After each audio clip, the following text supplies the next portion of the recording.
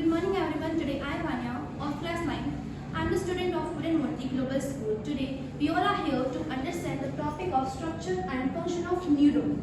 So firstly we talk about some important points of neuron. As we all know that the nervous system helps us to sense the thing which is around us. The neuron is also known as nerve cell and it is a basic and structural unit of nervous system. So neuron has basically three components. First, cell body, this part. Second, axon, this. And third is dendrites. Let us understand them one by one. Cell body is made up of two things, cytoplasm and nucleus.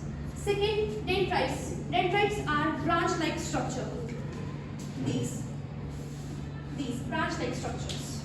Axon is a single long part, this area we told. Okay, so axon has this part. In axon, it is called myelin sheath. Myelin sheath is made up of fat and protein. So we know that these help us to transfer information from one neuron to another neuron. But how these information transfer?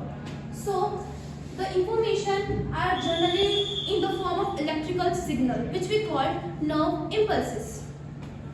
Nerve impulses, dendrites take these impulses and send it to the cell body. After that, these cell body transfer these impulses to the axon. After that, axon transfer these impulses to another neuron. So through the junction of synapse, the gap between two neurons is known as synapse. Okay.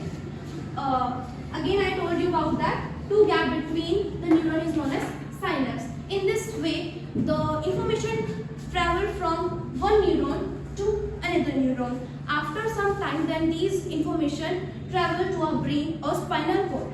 So this is the function and features of our neuron. Thank you so much for watching this video.